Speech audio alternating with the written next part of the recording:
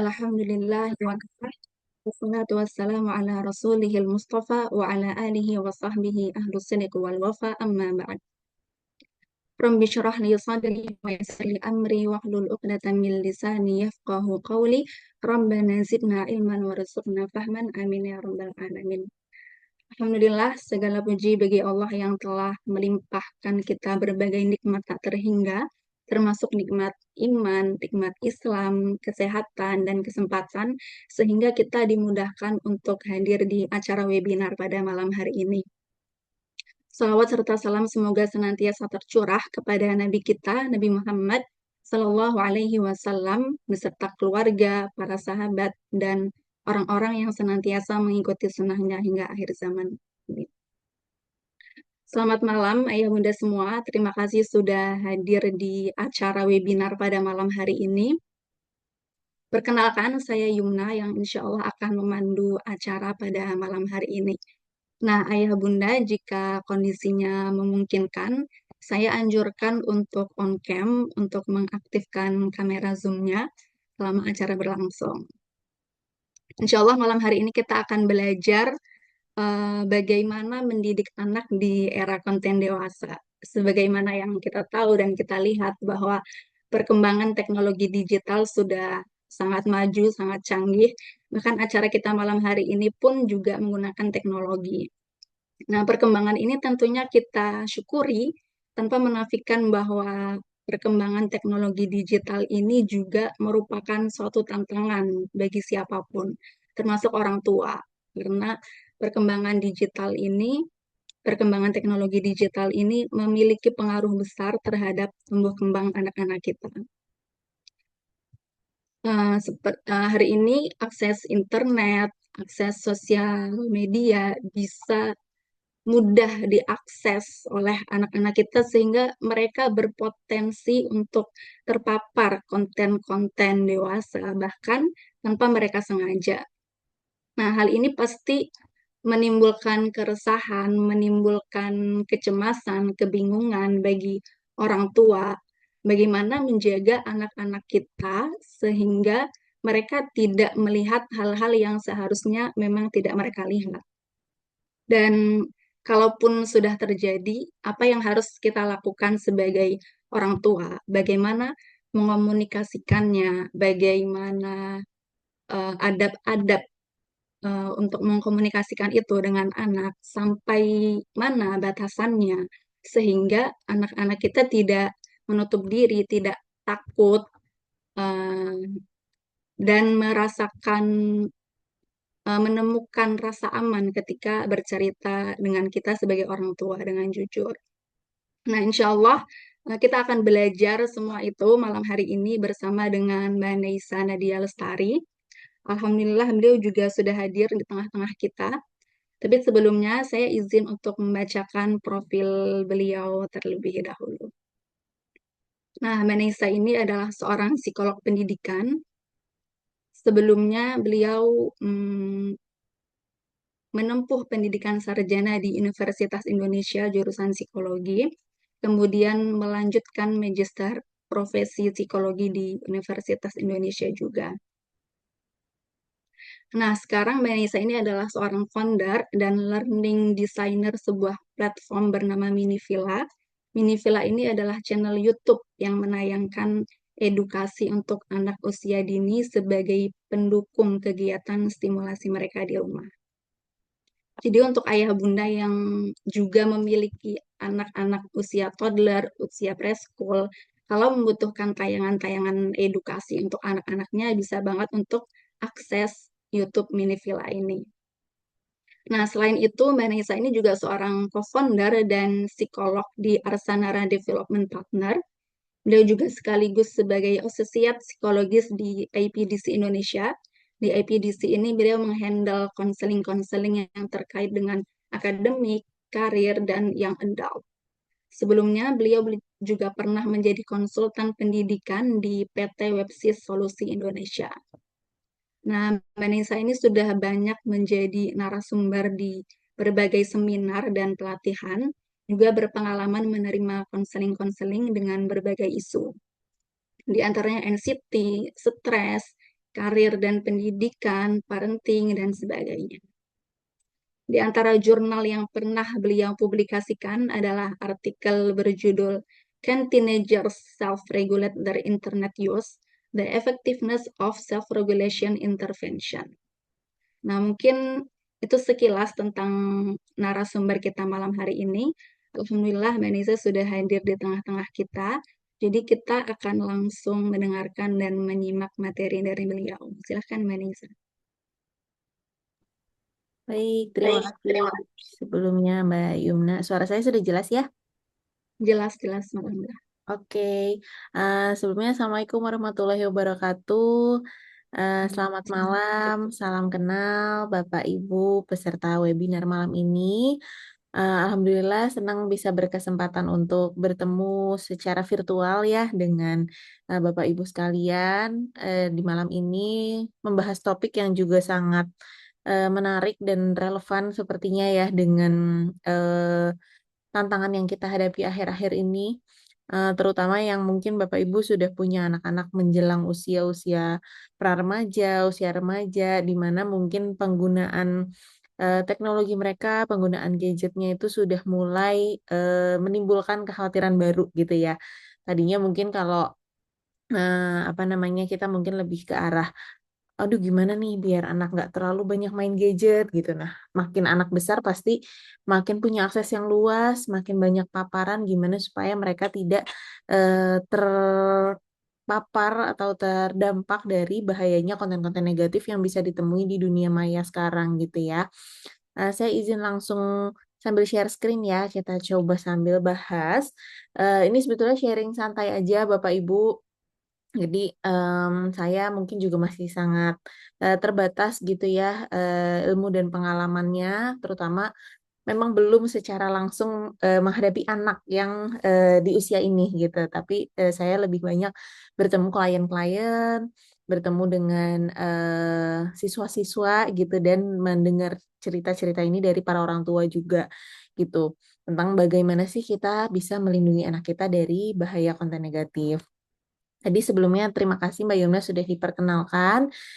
Jadi kalau saya sendiri itu latar belakangnya memang eh, di psikolog di bidang pendidikan, banyak menangani masalah akademis, tapi cukup luas. Jadi dari yang masih usia dini itu biasanya lebih banyak tentang tumbuh kembang anak gitu ya. Kemudian di usia sekolah biasanya ada banyak masalah-masalah belajar sampai dengan masalah karir di usia dewasa gitu. Nah,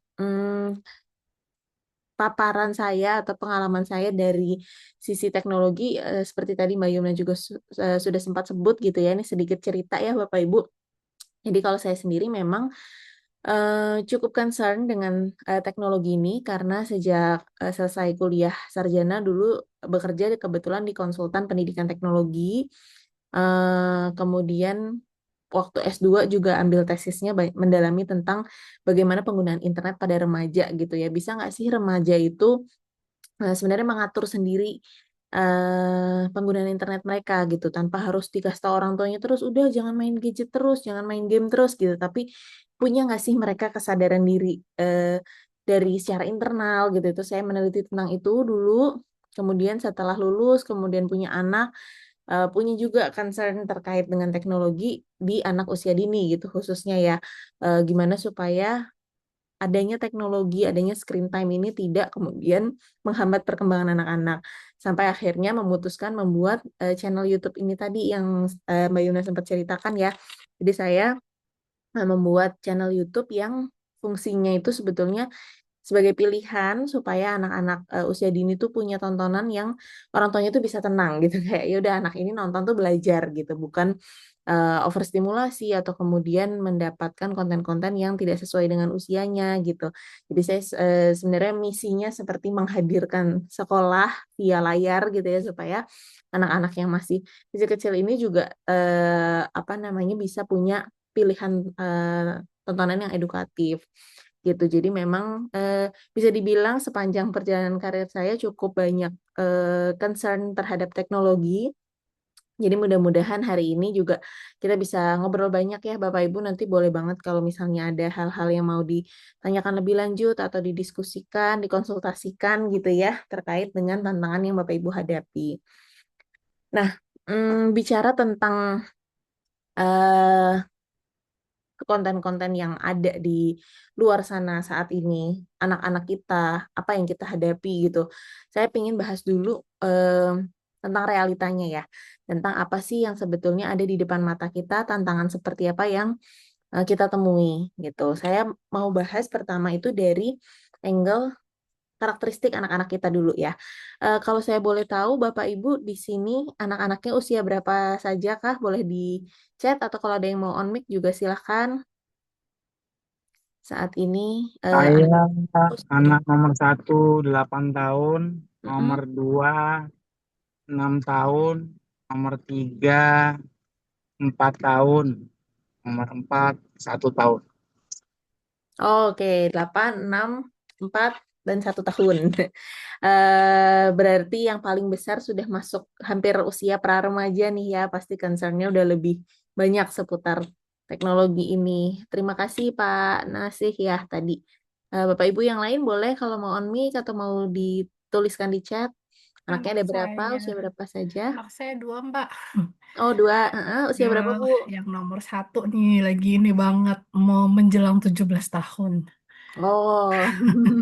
Yang nomor dua jelang 12 tahun. Yang nomor satu itu cowok, yang nomor dua itu cewek. Jadi Oke, lagi struggling banget dengan yang nomor satu. betul. 17 tahun kebayang itu Banyak usia-usia yang paling lawan. betul kayaknya mau ngapain itu takut salah juga gitu malah nanti anak semakin Betul menjauh sekali. gitu ya. Aduh, Oke, ya Allah. terima kasih Bu Ines. Yang lain Bapak Ibu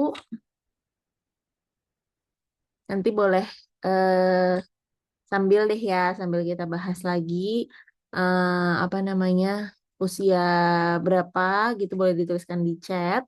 Tapi saya duga kemungkinan anak-anak Bapak Ibu ini semuanya mungkin sudah masuk di gen alpha ya. Kalau 17 tahun itu berarti kelahiran eh 26, 17, 2009 ya Bu ya. Ya, 2009 2009 November. berarti. Oh, Oke, hampir ya, hampir gen alpha nih per apa namanya transisi di ya.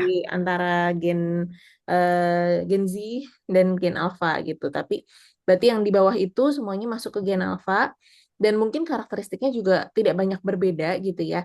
Saya yakin Bapak Ibu di sini juga sudah sering dengar gitu gen alpha gitu kan namanya tuh mungkin sudah familiar.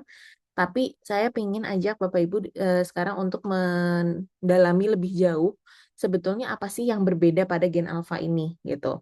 Kita akan lihat dari tahun kelahiran dulu. Tahun kelahiran mereka itu kan rentang 2010 sampai 2024 gitu. Artinya ini adalah fase atau periode di mana sebetulnya kalau kita lihat ini di grafik yang sebelah kiri ini adalah data kepemilikan smartphone di Indonesia dalam kurun waktu tersebut. Nggak persis sih, ini 2011 sampai 2022.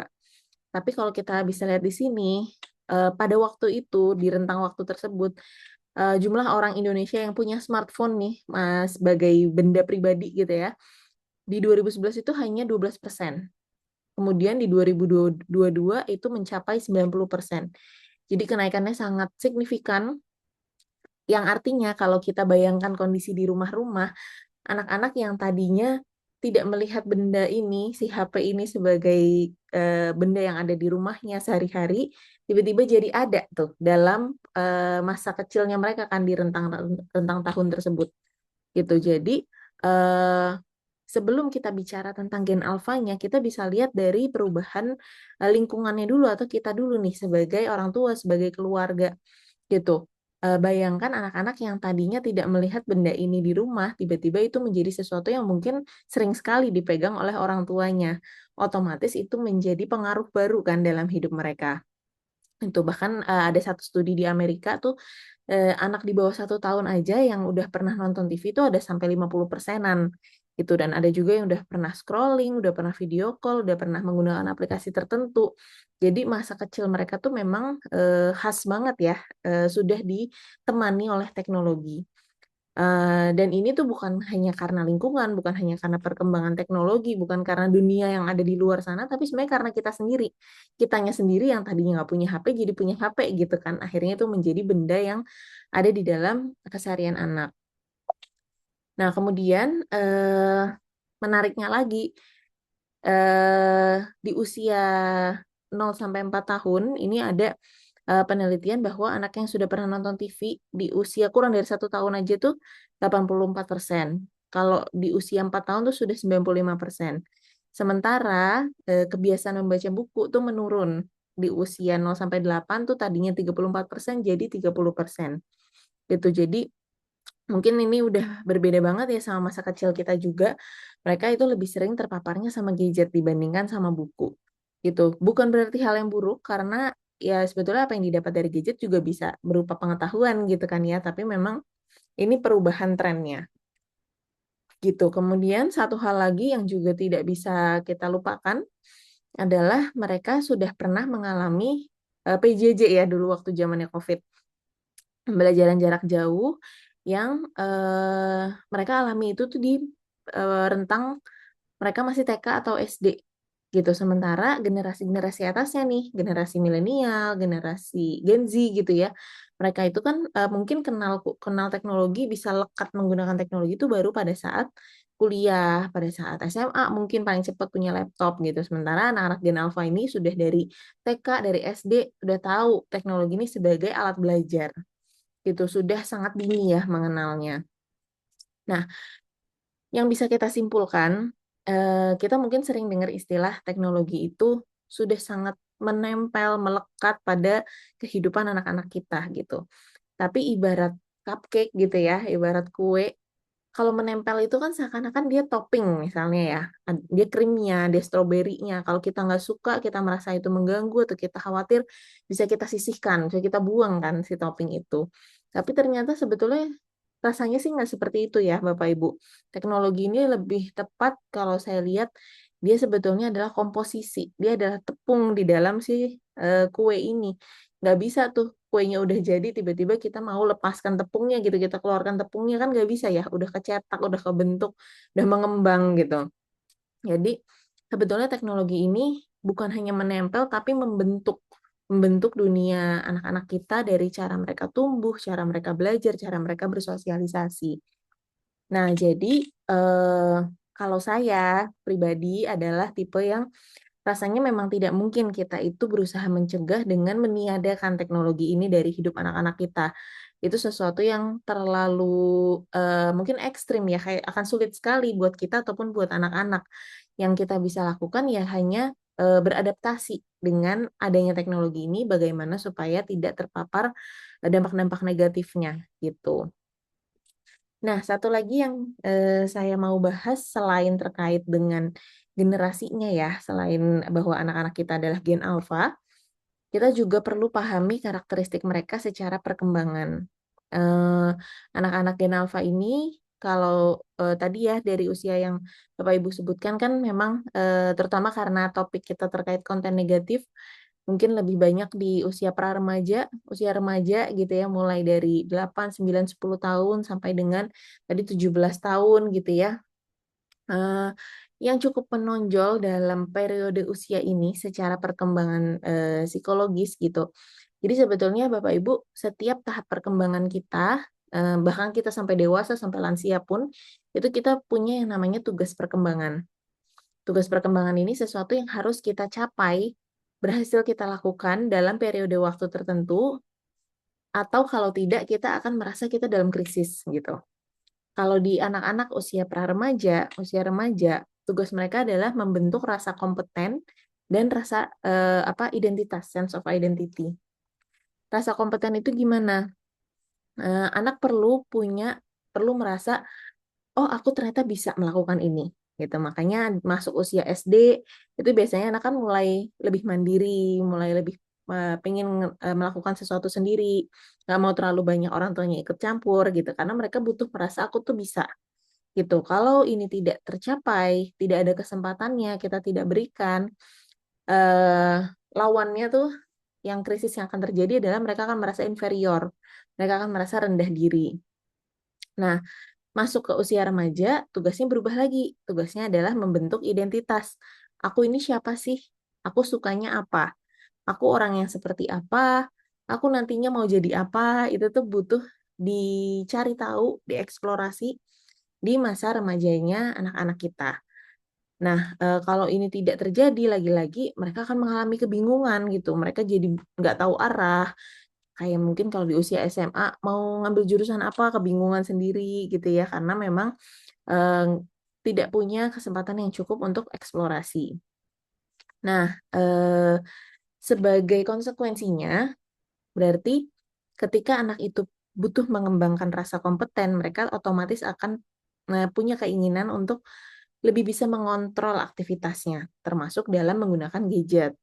Anak mulai nggak suka nih kalau diatur terlalu ketat, apalagi sepihak gitu cara ngaturnya. Pokoknya kamu gini titik, ikutin kata mama, ikutin kata papa gitu. Pasti mereka udah mulai terganggu dengan cara pendekatan yang seperti itu, karena mereka mulai pengen bisa mengontrol, pengen bisa punya suara terhadap apa yang terjadi di hidup mereka juga gitu ya. Dan terkait perkembangan identitas tadi, mereka akan mulai punya ketertarikan untuk mencoba hal-hal baru, terutama karena pengaruh teman. Nah, ini ada hubungannya sama poin yang ketiga nih. Memang salah satu karakteristik mereka juga adalah butuh penerimaan sosial. Jadi, pengaruh teman biasanya mulai dari usia SD tengah lah ya, kelas 4, sampai dengan remaja, sampai SMP, SMA, dan akhirnya nanti dewasa tuh memang pasti akan kerasa lebih nempel sama teman-temannya, lebih banyak dengerin teman-temannya daripada orang tua. Kalau pergi bareng mulai nggak ikut, mau punya acara sendiri sama teman gitu ya. Nah, memang ciri khas mereka juga, sehingga otomatis pengaruh teman-teman ini jadi besar. Mereka akan tertarik dengan apa yang sedang tren di kalangan teman-temannya. Ah, semuanya udah punya HP, beliin aku HP juga dong. Semuanya main TikTok, aku juga mau punya TikTok, kayak gitu pasti kan. Nah, ini pasti bagian yang menantang. Kadang-kadang kita nggak siap juga untuk menerima itu. Tapi penting untuk kita sadari bahwa partisipasi anak di dalam lingkungan sosialnya itu akan sangat membentuk bagaimana mereka bisa beradaptasi dan akhirnya merasa percaya diri. Jadi kalau kita punya kekhawatiran, tapi kemudian kita akhirnya jadi membatasi, enggak, kamu nggak boleh main sama teman-teman, nggak usah ikut nongkrong, nggak usah ikut jalan, akhirnya anak kita pasti akan merasa terisolasi, akan merasa sendiri, nggak nyambung sama teman-temannya, dan itu bisa mengganggu kepercayaan diri mereka. Jadi penting sebetulnya untuk kita berusaha dukung, tentu tetap dengan batasan gitu ya, tapi tidak kemudian menghalangi sepenuhnya. Nah, satu lagi, karakteristik berpikir mereka, secara perkembangan otak, mereka sudah mulai bisa berpikir abstrak, sudah mulai bisa mempertanyakan hal-hal yang tidak konkret gitu ya. Kayak kalau ini kerasa banget kalau masih usia dini, masih SD awal, mereka nggak ngerti apa itu keadilan, apa itu kemanusiaan gitu. Tapi ketika sudah masuk usia pra-remaja, mereka mulai paham tuh konsep-konsep abstrak itu. Tapi sebetulnya belum cukup matang otaknya untuk bisa membuat keputusan sendiri. Jadi mereka akan secara natural mulai mempertanyakan aturan-aturan. Kenapa sih aku tuh harus kayak gini? Apa sih untungnya buat aku? Apa yang terjadi kalau aku nggak melakukan gitu? Bukan karena rebel, tapi memang karena otaknya berkembang ke arah sana gitu. Dan pasti ada tuh keinginan untuk mengambil keputusan sendiri.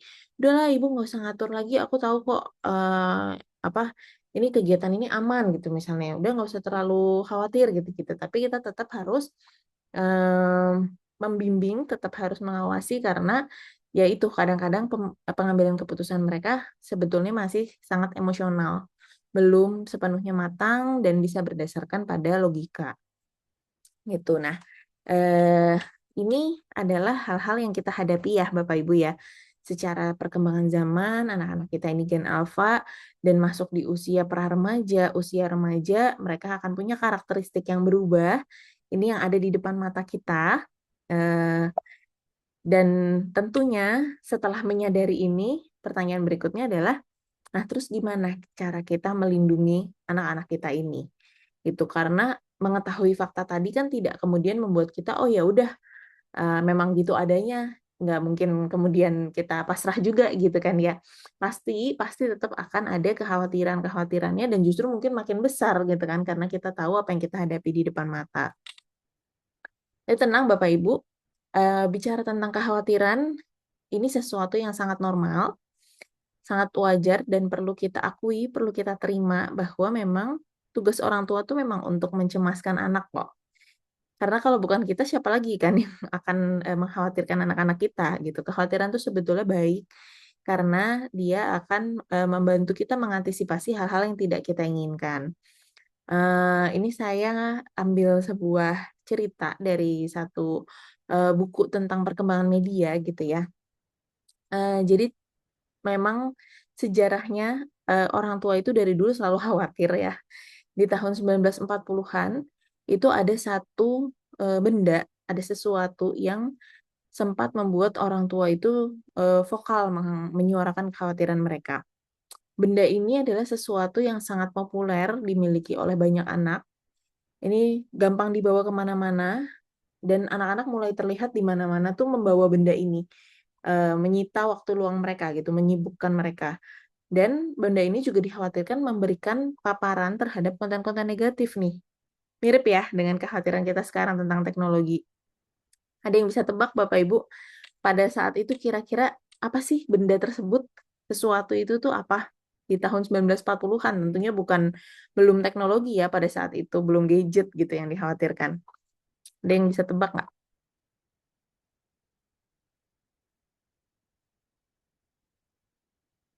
Ya, radio ya. Belum, Bu, belum radio. Iya. Di 1940-an itu jawabannya Belum ternyata ada. nih karena kebetulan dengan Gema Insani ya. Pada waktu itu tuh buku Oh, yang buku. dikhawatirkan orang tua. Tadi mau jawab buku sih sebenarnya. Cuman Buku ya, kok kayaknya buku antara buku apa? sama radio. Tapi Oh, oh. betul Bu, radio itu adalah fase berikutnya tuh. Mm-mm. Jadi ternyata setelah buku itu tuh pernah juga orang tua mengkhawatirkan tentang radio ini gitu. Jadi buku komik gitu waktu itu spesifiknya Mm. itu kan sesuatu yang buat kita saat ini mungkin sangat netral atau biasa aja gitu atau malah cenderung positif mungkin kayak kalau anak-anak kita baca buku ya kita lebih senang daripada lihat mereka main gadget gitu ya, main games. Mm-mm. Tapi ternyata pada saat buku itu pertama kali populer, sama juga kok sama sekarang gitu. Orang tua juga banyak yang khawatir dan kemudian merasa, aduh ini tuh bisa membuat anak-anak kita terpapar sama konten-konten negatif. Gitu. Ternyata over the time, sekarang di tahun 2026 ini, buku menjadi sesuatu yang sangat normal kan ya. Jadi ternyata itu memang bagian dari adaptasi kita sebagai masyarakat terhadap suatu teknologi baru gitu. Memang eh, dulu seperti itu dan sekarang ternyata udah jadi sangat normal. Nah, yang berbeda adalah sekarang kita menghadapi kekhawatiran yang serupa tentang teknologi. Jadi Bapak Ibu kalau merasa khawatir tentang perkembangan teknologi, tentang konten-konten negatif, nggak apa-apa, nggak sendirian. Ini bahkan ada surveinya. Kalau dari tahun 2018 nih di Amerika juga ya, 3 kekhawatiran paling besar orang tua di era digital ini. Yang pertama adalah terlalu banyak menghabiskan waktu untuk main gadget. Yang kedua, online predator ya. Gimana kalau di dunia maya tuh anak-anak ketemu orang-orang jahat gitu ya. Dan paparan terhadap konten-konten negatif khususnya adalah yang berbau seksualitas. Itu yang menjadi top 3 kekhawatiran kalau di Amerika waktu itu ininya surveinya di tahun 2018. Saya rasa ini cukup mewakili ya kayaknya saya beberapa kesempatan ngobrol dengan orang tua juga kebanyakan tentang ini yang dikhawatirkan gitu. Jadi tenang aja Bapak Ibu nggak sendirian merasa seperti ini dan nggak apa-apa kok kita akui, kita terima adanya kekhawatiran ini. Tapi sambil di saat yang sama kita perlu sadar bahwa kita itu tidak akan sepenuhnya bisa mengontrol dunia digital anak. Ini mungkin Bapak Ibu udah pernah lihat nih sebenarnya salah satu jurus praktek saya gitu ya, para psikolog-psikolog itu sering sekali akan menggunakan kerangka ini ketika membantu orang menghadapi masalahnya. Karena ini berlaku untuk hal apapun. Ketika kita menghadapi suatu masalah itu pasti selalu ada hal-hal yang sifatnya itu dalam kendali kita sepenuhnya. Kemudian ada yang dalam pengaruh kita, jadi kita mungkin bisa melakukan sesuatu untuk mengubah itu sampai titik tertentu, tapi tidak sepenuhnya. Dan ada hal-hal yang sepenuhnya benar-benar di luar kendali kita. Kita nggak bisa ngapa-ngapain tentang itu. Nah, dalam kaitannya dengan konten negatif di dunia digital anak, apa sih yang ada di dalam kendali kita? Ini kita tujuannya menyadari ini supaya kemudian kita bisa memilih fokus. Kita tuh harus ngapain sih gitu. Kita fokus sama apa yang memang bisa kita kendalikan dan kita upayakan. Saya suka bilang kalau sama klien-klien yang muslim gitu ya, hal-hal yang di luar kendali ini sifatnya cuma bisa kita doakan gitu. Maksudnya kita minta perlindungan Allah.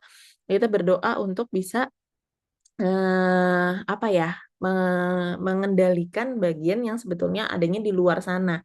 Karena kita nggak bisa melakukan apapun gitu. Kita bisa fokus ke hal-hal yang di dalam kendali kita, misalnya kapan sih kita mau memberikan gadget kepada anak, gadget personal gitu ya, HP pribadi.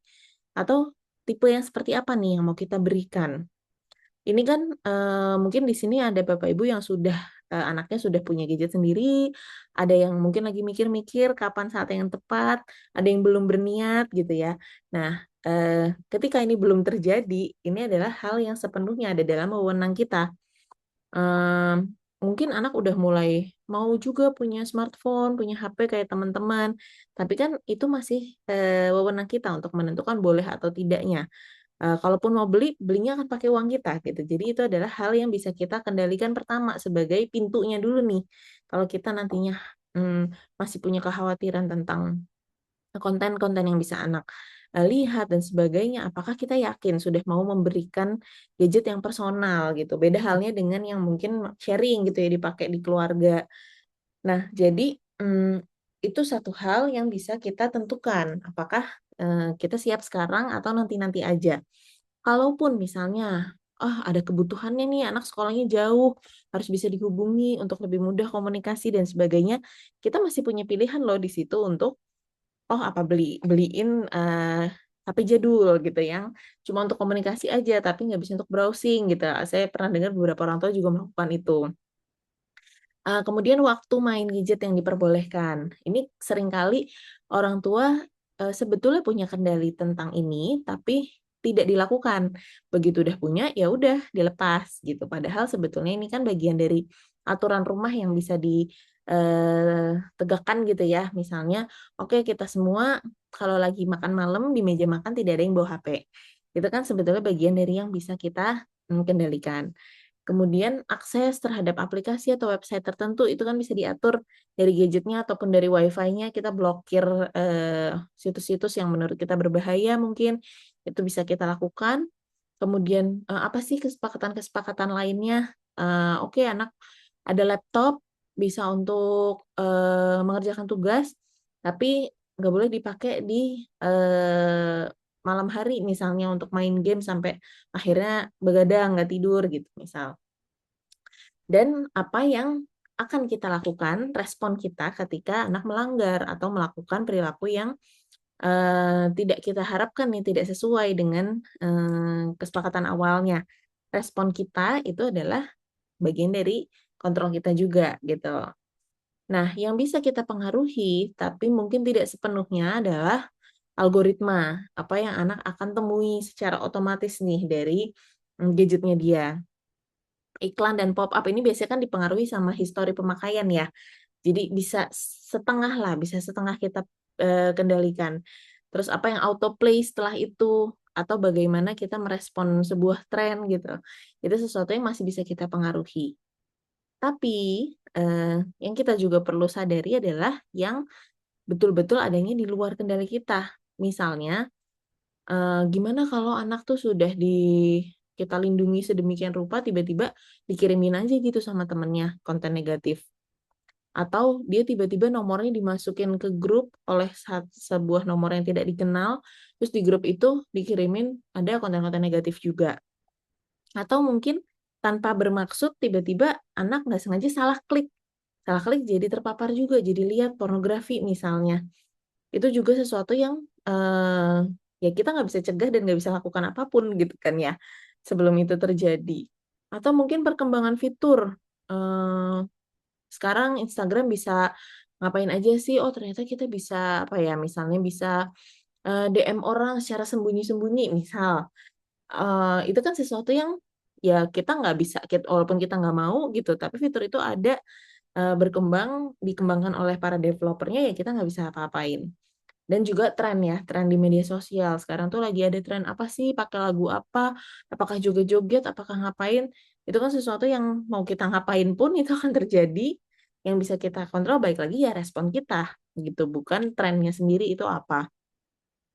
Jadi tujuannya kita menyadari ini, kita bisa fokus pada apa sih yang memang bisa kita kontrol, bisa kita kendalikan, dan kita perlu sadar bahwa bagaimanapun kita berupaya, pasti ada hal-hal yang mungkin akan datang tanpa diduga gitu. Paparan terhadap konten negatif itu sangat mungkin terjadi seberapapun kita sudah berusaha menangkal itu, berusaha melindungi anak kita dari kemungkinan tersebut. Nah, tapi tenang Bapak Ibu, karena paparan itu bukan masalah utamanya. Jadi kalau anak sekali saja pernah melihat tidak sengaja terpapar, itu nggak kemudian akan langsung merusak anak gitu. Jadi kita perlu cegah, tapi kalau sampai itu terjadi, tenang dulu karena nggak kemudian semuanya akan langsung hancur gitu ya. Yang menjadi masalah utama bukan paparannya, tapi ke berulangannya gitu ya, kecanduannya itu yang kemudian akan berbahaya ketika anak sekali terpapar, kemudian dia mendapatkan konsekuensi positif yang mungkin, oh ternyata menarik, atau dia jadi penasaran, akhirnya itu berulang dan dicari tahu lebih lanjut, bahkan mungkin menjadi kebiasaan. Nauzubillah min dzalik ya, itu yang kita berusaha hindari gitu. Sehingga kita perlu tahu, biasanya pola kecanduan itu kenapa sih gitu. Terpapar itu satu hal, tapi kemudian mencari lagi, mengulanginya lagi secara berulang terus-menerus, itu yang mau kita cegah kan gitu. Yang pertama, penyebab kecanduan itu adalah jika ada kebutuhan yang tidak terpenuhi dari anak dan kemudian dia mengkonsumsi konten sebagai cara coping. Contohnya yang di kanan ini, misalnya anak merasa dia itu kesepian, atau dia merasa sedih, atau dia merasa stres. Kemudian dia tidak punya tempat untuk mm, mengobati perasaannya itu. Dia nggak bisa cerita sama siapa-siapa, mungkin dia sama teman-temannya nggak terlalu baik hubungannya, dikucilkan misalnya, sehingga ya larinya ke sosial media. Terus ketika menggunakan sosial media, malah semakin melihat, ah teman-teman tuh ternyata pada main ke sini, aku nggak diajak. Orang-orang kok hidupnya pada seru-seru banget, hidupku gini-gini aja. Akhirnya dari situ semakin buruk perasaannya, muncul perasaan FOMO, atau semakin merasa terisolasi, sehingga itu malah memperkuat perasaan sedihnya, perasaan cemasnya, dan itu mengulang terus. Jadi kayak lingkaran, itu membuat dia mencari lagi kesenangan sesaat tuh dengan main lagi sosmed, kemudian muncul lagi perasaan itu kayak gitu. Jadi kebayang ya bentuknya itu, dia akan menjadi sebuah kebiasaan ketika berulang, dan memang di situ tuh poinnya ada si perasaan ini, ada kebutuhan yang tidak terpenuhinya ini. Itu. Bapak Ibu, beberapa waktu lalu sempat tren di Netflix itu film Adolescence, ada yang nonton? Ada yang tahu kah? Kebetulan itu membahas tentang itu ya, apa namanya, pengaruh negatif dari internet gitu ya, seorang anak yang dilihatnya baik-baik saja, yang dikira semua orang, pokoknya anak pendiam, anak nggak bikin masalah di sekolah, keluarganya juga utuh, keluarga baik-baik, tiba-tiba bisa menjadi pelaku tindakan kriminal karena ternyata pengaruh dari internet. Nah, kenapa dia bisa sampai ke sana? Karena dia kesepian ternyata. Dia nggak punya temen yang menerima dia, keluarganya juga nggak deket, nggak akrab. Maksudnya keluarganya baik-baik aja, tapi tipe yang ya udah anak pulang sekolah masuk kamar, main laptop seharian gitu. Nah, ternyata dia di situ ketemulah forum yang banyak pengaruh negatifnya gitu ya, banyak orang dewasa yang mempengaruhi dia lah gitu di situ. Jadi eh, sama polanya dengan ini. Pertama, itu terjadi karena adanya perasaan kesepiannya dulu, ada kebutuhan yang tidak terpenuhi ini. Ditambah lagi mungkin regulasi dirinya juga rendah. Mungkin dia tahu bahwa main sosmed terus, main game terus nih nggak baik, tapi ya dia nggak bisa mengontrol dirinya gitu. Dia pingin dan itu diikuti terus. Itu juga salah satu faktor tuh. Terus tekanan sosial, paparan berulang, kemudahan akses, dan terutama adanya reward ya. Setelah dia melakukan itu, dia senang gitu. Dia merasa ada hal positif yang dia dapat.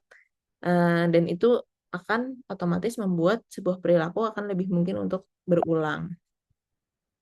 Ini ya kalau bahasa psikologinya, itu kita sebutnya kalau menganalisis perilaku nih Bapak Ibu ada ABC gitu. Jadi suatu perilaku atau behavior itu pasti sebelumnya ada antecedennya atau ada pemicunya.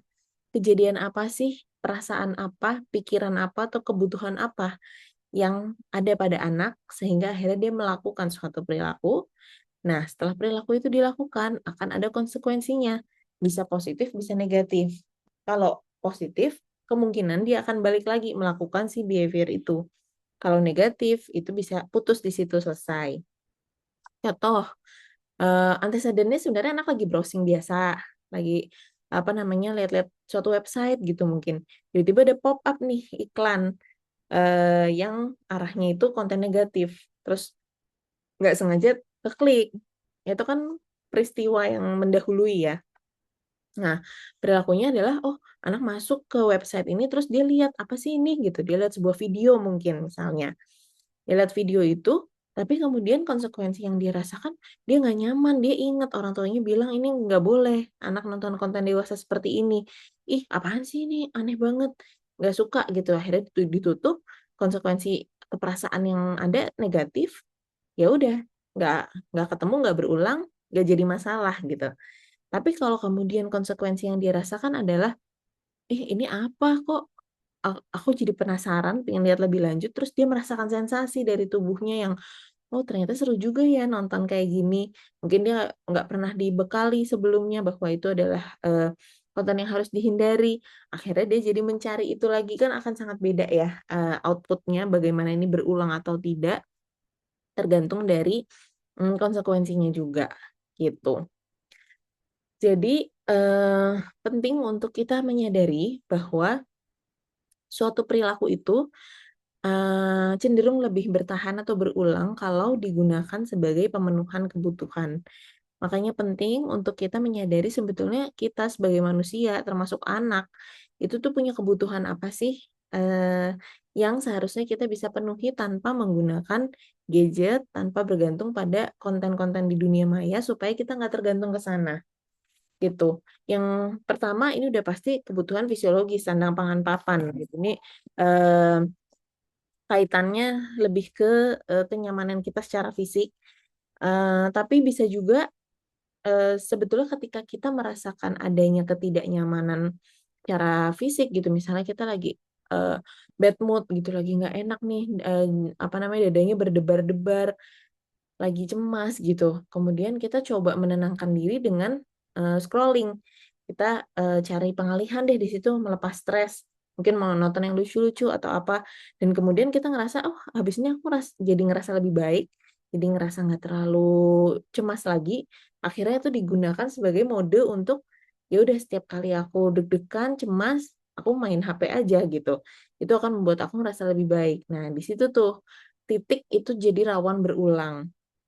Padahal sebetulnya kalau kita belajar cara teknik-teknik menenangkan diri, misalnya dengan bernafas saja, dengan atur nafas, istighfar mungkin, zikir, atau wudhu, sholat gitu ya. Kita jadi tahu, oh sebetulnya rasa cemas, rasa nggak enak itu tadi tuh bisa kok diobati dengan cara yang lain gitu kan.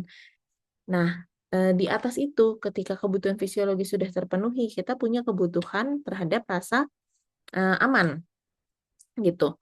Ini penting buat anak karena mereka pasti mencari tempat di mana mereka bisa mengekspresikan diri, mereka bisa cerita tanpa dihakimi, dan ini seharusnya tentu datang dari keluarga ya, dari kita sebagai orang tua. Eh, Tapi kalau ini tidak didapatkan, bisa jadi anak kemudian mencari ini di ruang online, di mana mereka mungkin bikin account anonim, curhat anonim, ternyata banyak yang dukung, bisa berekspresi tanpa dihakimi di sana.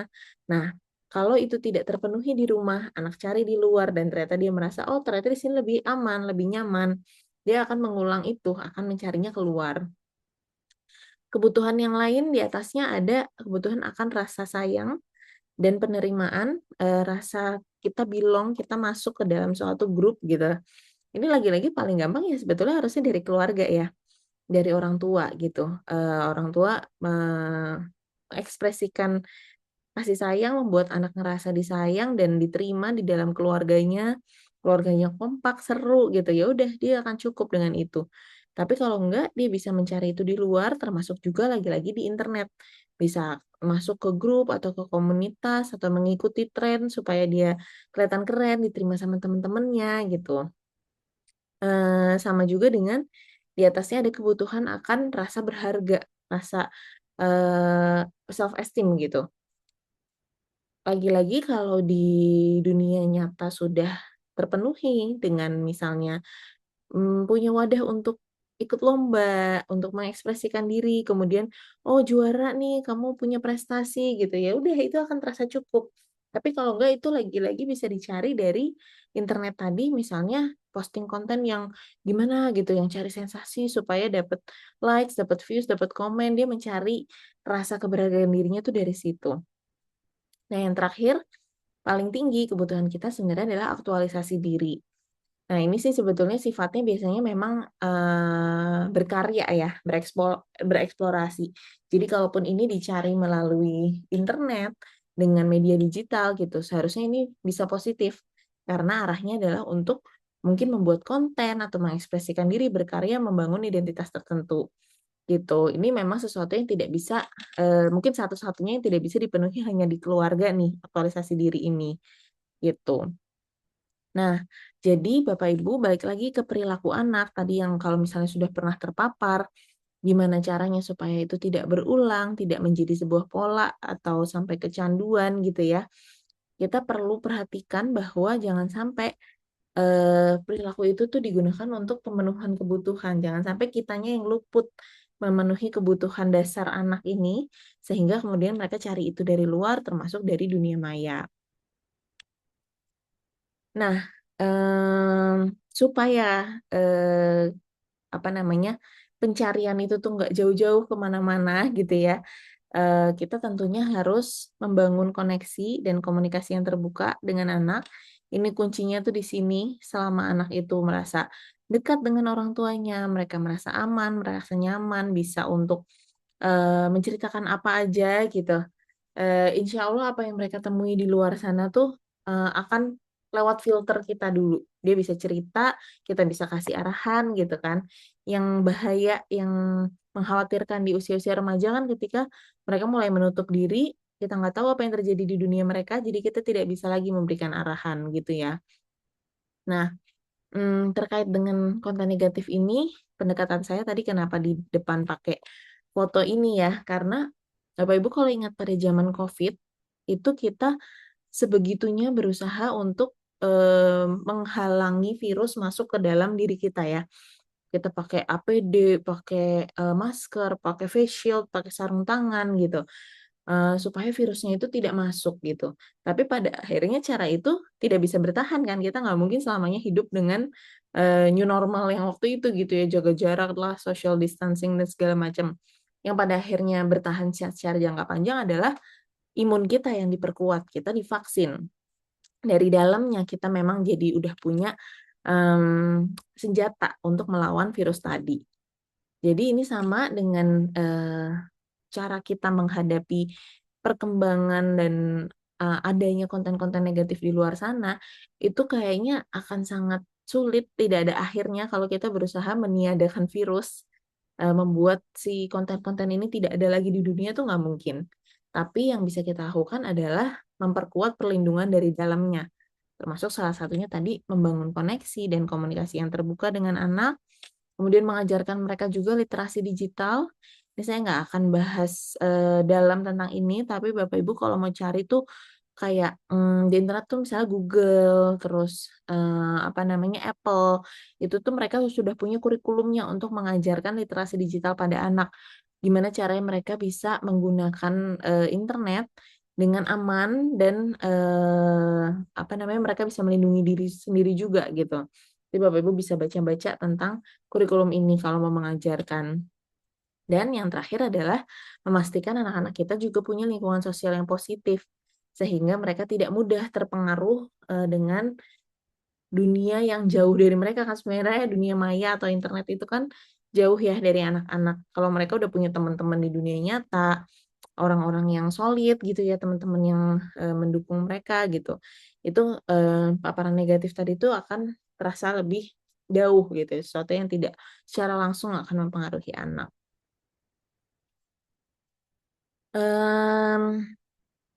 Highlightnya ini Bapak Ibu, ketika kebutuhan emosional anak terpenuhi, paparan tidak akan menjadi ketergantungan yang membahayakan. Jadi balik lagi ke tugas kita memastikan apa yang ada di dalam kendali tadi adalah koneksi dan komunikasi yang terbuka dengan anak sehingga mereka tuh bisa memenuhi kebutuhan emosionalnya dari rumah aja, dari orang tua, dari hubungan dalam keluarga gitu. Nah, ini tips dan triknya, teknik-tekniknya supaya koneksi tadi bisa terbangun, supaya anak akhirnya bisa bekerja sama. Ini mungkin nanti kita akan banyak yang sifatnya sharing juga ya. Boleh banget Bapak Ibu kalau mau tanya jawab, konsultasi tentang isu yang dihadapi. Karena saya tahu banget ini tuh adalah bagian yang oke teorinya bilang A, tapi penerapannya ternyata susah gitu. Ada aja tantangannya pasti. Anak itu ternyata sulit didekati karena apa, atau respon mereka ternyata seperti apa gitu. Jadi saya sekilas aja bicara tentang prinsip-prinsipnya. Yang pertama, selalu mulai dengan ketenangan diri kita sendiri dulu sebagai orang tua. Kita harus sadar bahwa apapun yang kita hadapi di luar sana, termasuk perilaku anak yang menantang, bagaimana kita mau berkomunikasi sama anak tuh semua tuh akan tergantung kondisi diri kita lagi seperti apa. Jadi pastikan yang pertama adalah kitanya dalam kondisi tenang dulu. Ini saya juga nggak bahas deep di sini karena tenangnya tiap orang itu akan beda-beda banget dan saya harap di usia kita sekarang sebagai orang dewasa ya Bapak Ibu sudah bisa punya strategi masing-masing untuk menenangkan diri. Kalau kita merasa mungkin ada kejadian yang baru kita temukan pada anak dan kita kalut gitu ya, kita kepikiran banget, kitanya masih dalam kondisi cemas, lagi tidak terkontrol gitu, sebaiknya tenangkan diri dulu. Bisa dengan banyak teknik gitu ya. Ada apa namanya?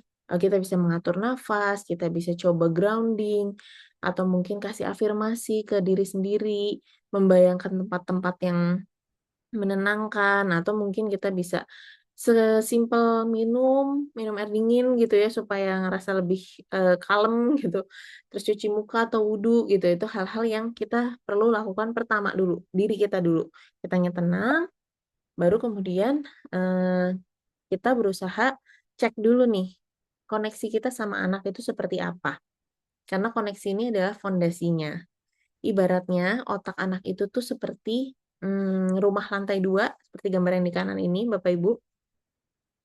Lantai 1 itu adalah otak emosi. Adalah tempat kita mencerna emosi kita. Dan kalau misalnya emosi kita sedang tidak baik-baik saja, sedang marah, sedang gelisah gitu ya. Ini tuh ibaratnya lantai 1-nya tuh lagi kebakaran. Jadi akses ke lantai 2 otomatis tertutup. Padahal lantai 2 ini adalah otak berpikir, otak rasionalnya. Ini juga kenapa saya taruh sebagai pembuka tadi nomor satunya adalah kitanya harus tenang dulu. Kitanya harus dalam kondisi emosi yang stabil dulu. Nah, kita perlu ingat ini juga sama terjadi pada anak. Jadi kalau anak misalnya habis debat gitu ya sama kita, habis berargumen, terus dia kelihatan marah gitu, mungkin dia nada suaranya agak keras, ya berarti dia itu sedang kebakaran tuh lantai 1-nya. Dia sedang berpikir menggunakan otak emosinya. Jadi itu bukan saat yang tepat untuk kita nasihatin mereka. Contoh nih, misalnya kita baru lihat anak kita apa ya, mungkin main games terus gitu. Udah dibilangin udah sering dibilangin dan dia kayaknya udah seharian ini lagi weekend mungkin gitu main game aja terus. Kita tegur, dia marah. Nah, ketika dia marah, kita udah tahu ini kondisi emosinya sedang tidak stabil, kitanya pun mungkin juga tidak. Jadi itu bukan waktu yang tepat untuk kemudian membahas itu lebih lanjut. Pasti akhirnya jadi berantem doang gitu. Kita harus ingat kalau kita mau anak kita berperilaku yang baik, mereka harus merasa baik-baik saja dulu gitu. When a child feels better, they behave better. Kita harus membuat mereka merasa enak dulu nih suasana hatinya.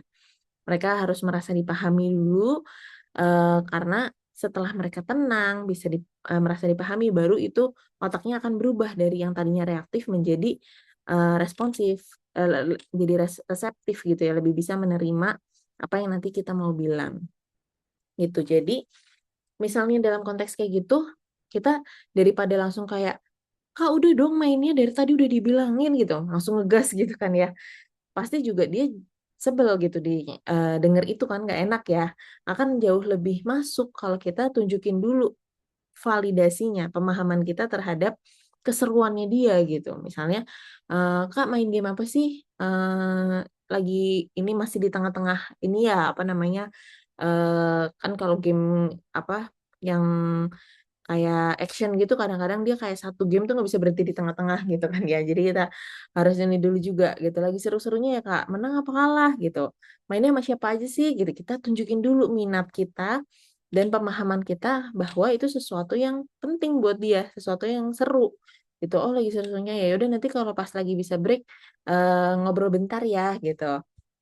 Ini kita tunjukin dulu kita paham, baru kemudian nanti di waktu yang lebih tenang atau ketika sudah selesai main, kita bilang, "Mama tuh sebenarnya khawatir, Ibu tuh sebenarnya khawatir kalau misalnya kamu mainnya terlalu lama. Ibu tahu itu seru, kamu bisa sambil ketemu teman-teman, sambil ngobrol sama teman-teman di situ.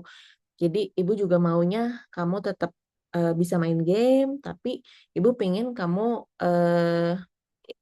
pertimbangkan juga bahwa Ibu khawatir kalau kamu main game dalam sehari itu udah sampai berjam-jam gitu. Jadi jalan tengahnya gimana nih gitu. Kan lebih enak ya kalau ngobrolin dalam kondisi yang lebih tenang. Nah, sebelum bisa mencapai cara komunikasi yang seperti itu, memang koneksi ini sesuatu yang harus dipelihara dan diusahakan sehari-hari ya. Jadi kalau bisa dalam keseharian memang selalu ada micro moments, momen-momen kecil yang membuat kita tuh rasanya jadi dekat secara emosional sama anak. Paling gampang misalnya ada satu waktu makan yang semua anggota keluarga bareng-bareng, di situ benar-benar ngobrol, tidak terdistraksi sama HP atau gadget masing-masing. Kita makan malam, ngobrol-ngobrol, "Gimana tadi, hari ini ada kejadian apa di sekolah?" Gitu, itu tuh harus dipelihara setiap hari.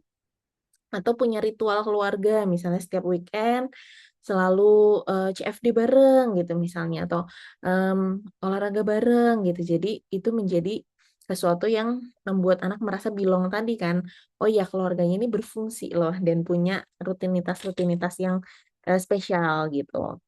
Terus, tunjukkan ketertarikan kayak tadi gitu ya, kita tanya-tanya dulu tentang dunia mereka sebelum kita ngejudge. Nah, kalau kita lagi ngobrol, dalam rangka membangun koneksi, sebisa mungkin hindari menilai atau menasihati. Ini yang biasanya bikin anak remaja khususnya ya, mulai menjauh.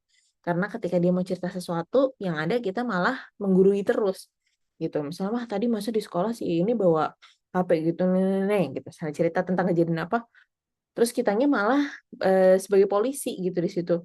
Nggak bener tuh, nggak boleh kayak gitu, Kakak nggak kayak gitu kan?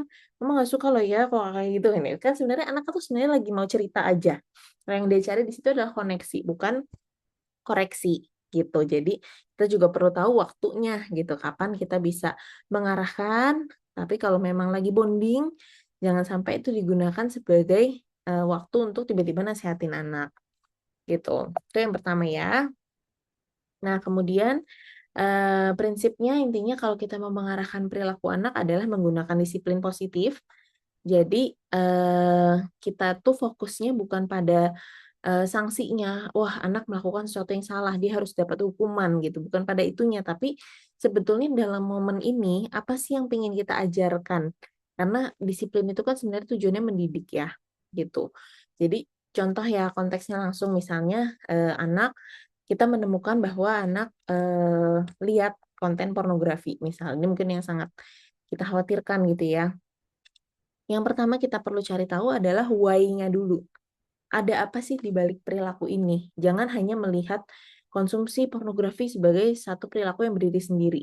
Tapi kok bisa ya anak sampai melakukan itu gitu? Kira-kira kenapa? Apakah ada perasaan tertentu yang mungkin mendorong dia atau ada kebutuhan yang ingin dia penuhi melalui perilaku tersebut? Kita coba cari tahu dulu. Kita pahami, mungkin dari situ kita dapat jawaban bahwa, oh ternyata si anak ini cuma penasaran, ini baru pertama kalinya dia melihat. Atau mungkin anak laki-laki mulai punya dorongan-dorongan fisiologis untuk dipuaskan gitu, dan ternyata dia merasakan perasaan itu dari konsumsi konten tersebut gitu. Oh ada kebutuhan yang memang dia penuhi di sini gitu. Kita pahami dulu itu kenapa. Baru kemudian pertanyaan berikutnya yang kita harus jawab adalah, sebenarnya kita ingin ajarkan apa sih di momen ini gitu. Mungkin kita ingin kasih tahu kalau itu sesuatu yang tidak boleh dilakukan gitu, itu dosa gitu, itu bukan cara pemenuhan kebutuhan yang halal misalnya. Atau kita ingin ajarkan bahwa eh, kalau terus-menerus seperti itu lama-lama itu bisa menjadi satu kecanduan atau ketergantungan yang berbahaya. Itu mungkin kan kalau kita rumuskan tuh ada gitu ya sebetulnya ibaratnya apa namanya pesan yang ingin kita ajarkan di situ. Nah, baru secara sadar pelan-pelan kita merumuskan lagi, merancang dulu bagaimananya nih cara terbaik supaya message tadi, supaya apa yang kita ingin ajarkan tadi tuh nyampe. Tentunya bukan dengan langsung ngegas gitu, karena kan tadi kita tahu langsung marah pada saat itu tidak akan membuat pesan kita tuh sampai dengan baik. Jadi kita harus pakai strategi, kita pikir cara terbaik untuk ngajarin ini gimana. Apakah kita mau coba jadwalkan waktu ngobrol yang kondusif sama anak, atau kita mau ajak dia untuk jalan-jalan dulu misalnya, atau kita mau cerita pengalaman kita zaman dulu gitu. Pokoknya yang jelas kalau kita sempat punya waktu untuk memikirkan dulu strateginya, kemungkinan kita akan dapat output yang lebih baik juga karena kitanya akan punya waktu untuk menenangkan diri dulu gitu. Oke, ini saya yakin Bapak Ibu sudah pernah dengar juga. Intinya yang kita kejar adalah pola parenting yang otoritatif. Jadi kita oke, nggak masalah kita tinggi dalam hal malah perlu ya kita punya tuntutan, punya aturan, punya batasan, punya ekspektasi yang tinggi terhadap anak kita tuh perlu. Tapi di saat yang sama juga perlu tinggi dalam hal responsiveness-nya, kedekatan emosionalnya, sensitivitas terhadap kebutuhan anaknya gitu. Jadi apapun yang tadi kita ingin sampaikan, kita ingin ajarkan, oke nggak apa-apa, justru itu harus. Jangan sampai kita rendah di situ kayak, ah ya udahlah daripada anak saya makin menjauh, biarin aja dia kayak gitu. Kita akhirnya nggak memberikan aturan, kan itu salah juga. Jadi justru aturan itu perlu, harus tinggi, tapi pada saat yang bersamaan harus tinggi juga kedekatan emosional kita, sensitivitas kita sama dia gitu. Makanya kita akan cari cara terbaik untuk menyampaikannya dengan enak gitu kan, bukan dengan marah-marah. Oke, koneksi tadi sebagai fondasinya. Kemudian tips praktisnya adalah ABC ini. Kita harus ingat dalam mendampingi anak, mengarahkan anak, kita butuh memberikan aturan, bimbingan, dan contoh. Aturannya dulu disepakati apa, yang orang tua harapkan dalam penggunaan gadget anak itu seperti apa. Kemudian kita harus bimbing dengan cara kita juga masuk ke sana gitu ya, kita juga memahami itu. Dan yang tidak kalah penting, paling penting sebenarnya ini adalah contohnya. Nggak perlu deh ngomongin soal kontennya tuh apa gitu, tapi kebiasaannya dulu gitu. Apakah kita seringkali masih pakai gadget pas lagi berdua sama anak, lagi harusnya quality time, kita malah bales grup chat di kantor misalnya. Itu juga harus menjadi perhatian karena anak itu akan jauh-jauh lebih menyerap apa yang kita contohkan dibanding apa yang kita bilang ya, gitu. Nah, ini tadi beberapa area yang sebaiknya kita diskusikan sama anak ya, terutama tentang batasan perilaku ini. Gadget ini ketika anak dikasih tuh konsep kepemilikannya gimana? Ini punya siapa? Boleh dipakainya di mana? Kalau mau main game atau mau hiburan itu kapan aja bolehnya, waktunya, batasnya berapa lama dan sebagainya. Ini saya kebetulan pernah membuat ini, Bapak Ibu bisa scan. Ini semacam lembar kesepakatan, bisa dijadikan panduan. Kalau mau diskusi sama anak, mau bahas tentang apa aja sih yang penting dalam penggunaan gadget, supaya akhirnya sama-sama sepakat, udah tahu nih ground rules-nya apa. Nanti bisa di-custom nih, ini kan kalau nggak salah bentuknya file ya, Bapak Ibu coba foto atau di-scan, nanti diisi sesuai kebutuhan masing-masing. Misalnya nih, saya nama anak siapa, sepakat untuk ngapain. Dalam penggunaan gadget ini intinya dia harus belajar mengatur prioritas, harus bertanggung jawab, harus berusaha menjaga diri dan tetap belajar dari kesalahan gitu. Jadi ini nanti sebaiknya ada waktu khusus untuk diskusi dulu, sama-sama sepakat dan paham tentang ini, kemudian bisa buat bentuk formal-formalan gitu ditandatangani. Jadi udah sama-sama punya kesepakatan terkait dengan aturan yang diterapkan di rumah. Oke, terakhir ya Bapak Ibu, kapan sih perlu mencari bantuan? Ini tanda-tanda anak sudah mulai kecanduan ya. Jadi kan kita tadi batasannya tuh bicara tentang paparan dan kecanduan. Kalau misalnya sekali terpapar, mudah-mudahan nggak apa-apa gitu, bukan sesuatu yang pasti berulang. Tapi kita perlu tahu tanda-tanda ketika sudah mulai kecanduan dan mungkin butuh intervensi dari pihak profesional gitu ya, perlu diajak ke psikolog, anaknya ketika memang sudah menunjukkan tanda-tanda ini. Yang pertama, terkait dengan penggunaan gadget ini, dia bisa lupa waktu sampai mengabaikan kebutuhan. Jadi sampai nggak makan, sampai nggak mandi, sampai meninggalkan tanggung jawabnya. Itu batas yang udah berbahaya gitu ya, lupa waktu gitu. Kemudian yang kedua sulit mengontrol diri, karena apa? Karena kan biasanya kita kalau udah kecanduan tuh ada, tadi ya kebutuhan kita yang tidak terpenuhi kalau kita nggak melakukan. Makanya akhirnya jadi marah, gelisah, uring-uringan, bahkan mengusahakan segala cara. Misalnya lah HP-nya lagi disita, si anak, sampai bohong atau sampai diem-diem berusaha ngambil gitu. Itu kan berarti mengusahakan segala cara banget tuh untuk bisa mendapatkan kembali. Gitu, kemudian udah sampai menimbulkan masalah sama orang lain, misalnya tadi ya sampai bohong, sampai melawan, jadi konflik yang berulang terus gitu karena masalah si gadget ini. Dan, ini tanda kecanduan yang utama tuh adalah durasi dan intensitasnya terus bertambah. Jadi misalnya main game nih paling, gampang contohnya. Biasanya dia pertama main game 30 menit oke. Nanti selanjutnya main gamenya tuh harus 40 menit. Kemudian harus 45 menit, harus 50 menit. Jadi rasa puasnya itu tuh naik terus nih batasnya, ambang batasnya. Itu memang tanda biologis dari kecanduan gitu ya, kan sama halnya dengan kecanduan obat-obatan juga kayak gitu kan, kita lama-lama butuh dosis yang lebih tinggi. Jadi, dalam perilaku pun, akan seperti itu. Jadi durasinya, intensitasnya terus bertambah supaya bisa merasa puas. Itu saya, berharap, berdoa tidak ada yang menghadapi masalah ini gitu ya, karena ini masalah, titik yang udah cukup serius, perlu mencari bantuan, tapi nggak perlu malu, maksudnya nggak kalau misalnya ini memang Bapak Ibu pernah temui di sekitar gitu, memang udah titik butuh bantuan, ya harus dicari bantuannya, karena berusaha mengatasi itu sendiri mungkin malah akan jadi, membuat Bapak Ibu kewalahan dan stres sendiri gitu ya. Jadi, ada kok profesional, psikolog-psikolog yang bisa ditemui untuk membantu permasalahan ini. Oke, mungkin, demikian Bapak Ibu materinya dari saya. Mudah-mudahan, bisa menjadi, apa namanya, tambahan ilmu ya, bisa bermanfaat dan silakan kalau misalkan ada yang mau didiskusikan, dikonsultasikan, ditanya lebih lanjut. Demikian Mbak Yumna, aku serahkan kembali ya. Terima kasih Bapak Ibu. Ya, Masya Allah, makasih banyak nih Mbak Naisa atas paparan materinya. Sangat insightful dan daging banget dari awal materi sampai akhir. Tadi udah dijelasin tentang realitas Gen Alpha pada hari ini, juga perkembangan anak usia pra-remaja, juga apa yang bisa kita lakukan sebagai orang tua.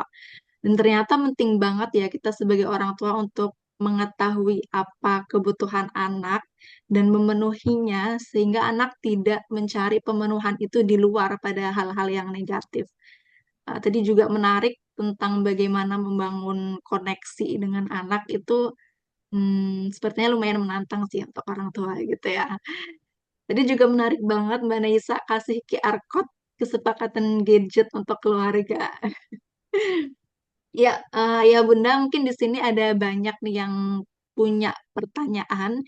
Jadi saya persilahkan, Ayah Bunda bisa langsung raise hand, nanti saya akan persilahkan untuk unmute. Bisa juga pertanyaannya diketik di kolom komentar, di kolom chat. Silakan, Ayah Bunda.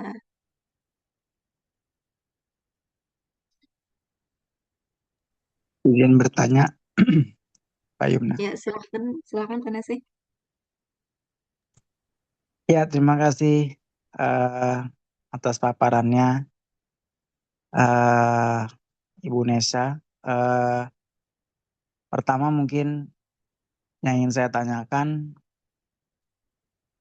supaya tidak sampai kepada tahap kecanduan itu, apakah ada batasan waktu tertentu berdasarkan hasil penelitian mungkin? Tidak boleh melebihi sekian jam per hari atau sekian jam per minggu interaksi anak terhadap gadget itu. Karena memang yang saya lihat juga bahkan umur 5 tahun, 6 tahun itu bisa tantrum juga atau bisa kelihatan gelisah ketika misalnya kita stop gadget sekian waktu. Merasa kayak gelisah, merasa kayak tidak tenang gitu. Saya pernah perhatikan pada anak saya pernah terjadi juga hal-hal seperti itu. Yang kedua, apakah tepat kalau kita gunakan gadget ini atau tadi interaksi dengan gadget sebagai reward dari prestasinya atau reward dari aktivitas akademiknya, misalnya kalau ngerjain kumon kita kasih kesempatan dia main game atau nonton, tapi kalau enggak ya enggak kita kasih begitu.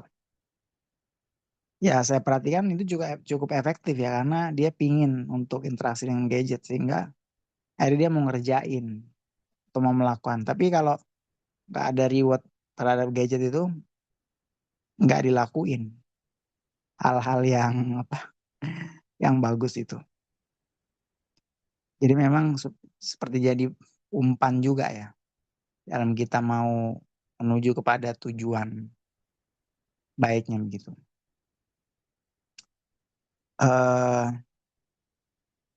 Mungkin sementara itu ya pertanyaan dari saya. Terima kasih. Ya, baik. Terima kasih Pak Nasih atas pertanyaannya. Sangat menarik dan relevan untuk banyak orang tua. Silahkan Mbak Nisa untuk menjawab. Oke, langsung saya jawab dulu ya, Mbak Yumna berarti.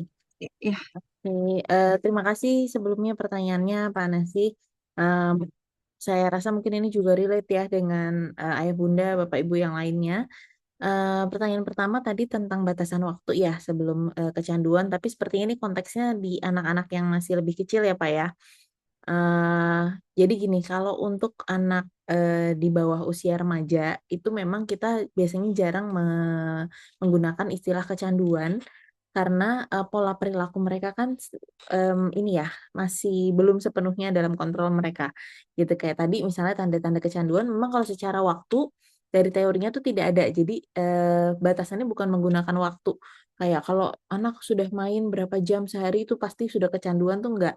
Karena di setiap anak itu berbeda dan tergantung bagaimana itu mempengaruhi kesehariannya yang lain Makanya tadi yang menjadi tanda kan adalah apakah aktivitas lainnya masih dilakukan atau jadi terabaikan? Apakah kemudian dia reaksinya masih wajar atau berlebihan ketika itu diambil gitu ibaratnya. Jadi kita lebih lihatnya tuh ke dampak kalau untuk diagnosis adiksi tadi. Nah, pada anak-anak usia dini atau anak usia SD awal gitu ya sebelum remaja memang ini kan biasanya sesuatu yang belum sepenuhnya kayak misalnya tantrum tadi, tantrum ya memang masih khasnya anak usia dini gitu. Marah, gelisah, uring-uringan itu tuh kita sulit bedakan antara yang wajar dengan yang itu tanda kecanduan gitu. Karena kalau di dewasa kan memang sudah jelas di remaja deh misalnya harusnya mereka nggak tantrum gitu. Kalau sampai mereka tantrum ya itu udah sesuatu yang abnormal gitu kita bisa bilangnya. Tapi kalau di anak kecil ya itu normal gitu. Itu sesuatu yang mungkin nggak harus kecanduan, mereka memang akan seperti itu reaksinya ketika kehilangan sesuatu yang mereka suka, gitu. Tapi bedanya kalau di anak itu ada batasan waktu yang memang cukup kaku secara rekomendasi atau anjurannya. Jadi dari American Academy of Pediatrics atau semacam ikatan dokter anak gitu di Amerika yang kemudian diadaptasi juga sama IDAI, itu rekomendasinya anjurannya adalah kalau di bawah usia dari apa namanya awal mengenalkan gadget sebaiknya itu 2 tahun ke atas setelah anak bisa komunikasi dua arah supaya tidak mengganggu perkembangan bahasanya gitu ya. Nah, 2 sampai 5 tahun itu maksimal sebaiknya kita batasi di 1 jam per hari. Nah, di atas 5 tahun itu sebaiknya 2 jam per hari aja maksimal. Jadi memang di anak-anak tuh lebih strict diatur karena itu tadi khawatirnya banyak yang akan mereka lewatkan gitu, terutama stimulasi-stimulasi yang mereka sebetulnya butuhkan kalau terlalu lama dengan gadgetnya. Contoh misalnya gerak deh gitu, main di luar, main sepeda gitu, itu kan sebenarnya anak butuh untuk perkembangannya. Tapi kalau mereka kebanyakan nonton TV, pasti akhirnya jadi jarang main di luar sehingga motorik kasarnya kurang terstimulasi gitu. Jadi memang secara batasan waktu lebih ketat dan sebaiknya kita eee, berusaha untuk atur di situ gitu sebelum tadi ya ada reaksi-reaksi lain. Nah, biasanya memang kenapa anak-anak tuh cenderung mungkin ekstrim gitu ya tadi reaksinya, marah, uring-uringan gitu ya kalau misalnya TV-nya dimatiin dan sebagainya. Biasanya kalau di anak-anak bukan karena kecanduan tapi karena overstimulasi.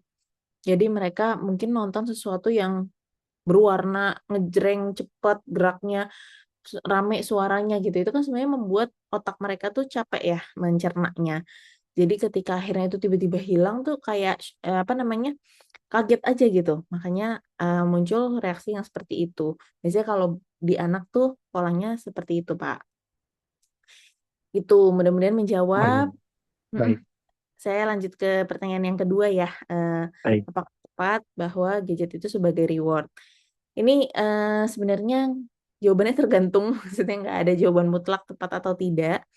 Tapi, pendekatan reward punishment itu kalau secara perkembangan teori psikologi memang cenderung merupakan pendekatan yang, paling konvensional ya, yang udah mulai ditinggalkan gitu. Karena anggapannya kalau kita mengatur perilaku seseorang pakai reward, pakai punishment, itu seakan-akan dia tuh tidak punya kapasitas untuk berpikir sendiri tentang konsekuensi dari perilakunya.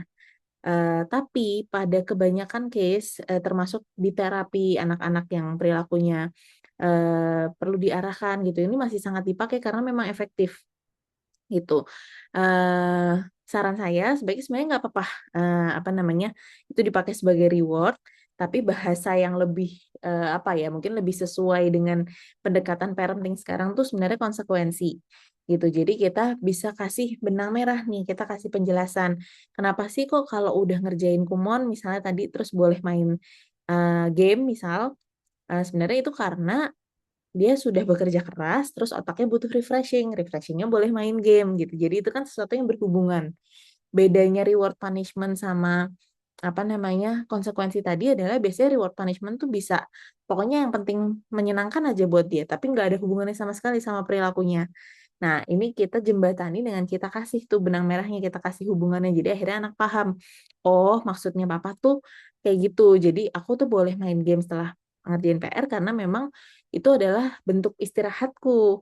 Gitu, bukan karena, apa namanya, tiba-tiba tanpa ada hubungannya sama sekali tiba-tiba dapat hadiah itu gitu ya. Tapi memang itu karena sesuatu yang berhubungan. Jadi sebetulnya sih pada prinsipnya menurut saya nggak apa-apa, apalagi kalau dirasa sama ini efektif gitu Pak.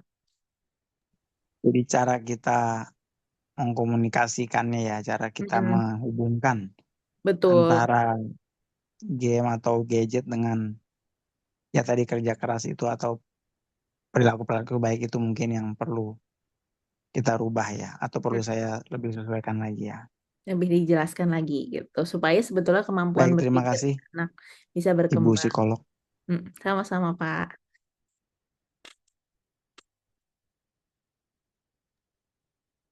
Ya, baik, Masya Allah. Terima kasih Mbak Anissa atas jawabannya. Nah, ayah bunda sekalian, karena jam sudah menunjukkan pukul 9.31 ya, kami harus cukupkan sesi Zoom ini sampai sampai sekarang. Nah, terima kasih Mbak Nisa untuk sharing ilmunya. Insya Allah jadi ilmu yang bermanfaat untuk kita semua dan membantu kita menjalani peran sebagai orang tua di era digital seperti ini, terutama dalam hal melindungi anak dari konten-konten negatif.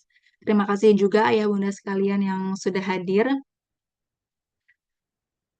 Eh, Semoga hadirnya kita di acara Zoom ini terhitung sebagai upaya kita untuk melindungi diri dan keluarga dari api neraka.